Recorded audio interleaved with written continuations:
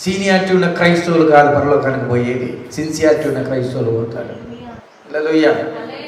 ప్రభు సన్నిధిలో ఆయన బోధ ప్రాముఖ్యమైనది. ప్రభు అన్నాడు, నా నామమును మీరు అద్భుతాలు చేయడం గొప్ప కాదు, నా నామములో దయ్యాలను వెలగొట్టడం గొప్ప కాదు, నా నామములో ప్రవచనాలు చెప్పడం గొప్ప కాదు, నేను చెప్పింది చేయడం గొప్ప. ఏమంటాడు తెలుసా? అక్రమము చేయు వాళ్ళారా నా యొద్ద నుండి గెట్ అవుట్.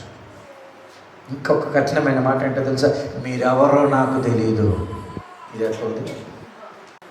మీ పేరే చెప్పుకున్నాం కదా ప్రభు అంటే మీరెవరో నాకు తెలియదు. I don't know who you are, get out. ఎవరిలో నా వాక్యం ఉంటుందో వాళ్ళని నేను నిలుచుకుంటాను.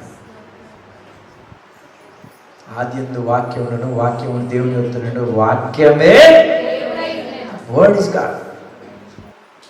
నువ్వు దేవుని సన్నిధిలో ఉండడం ఎంత ప్రాముఖ్యమో, దేవుని సన్నిధిలో ఆయన నోటి నుండి వచ్చే ఉపదేశము పొందడం అంత ప్రాముఖ్యం. నామకార్థ క్రైస్తవ బ్రతుకులు వద్దండి. బ్రతికిన 3-4 రోజులైనా రోషంగా ప్రభు వాక్యానుసారంగా బ్రతకాలి. దేవునికి స్తోత్రం. నిత్య జీవము కొరకై ఆశపడాలి.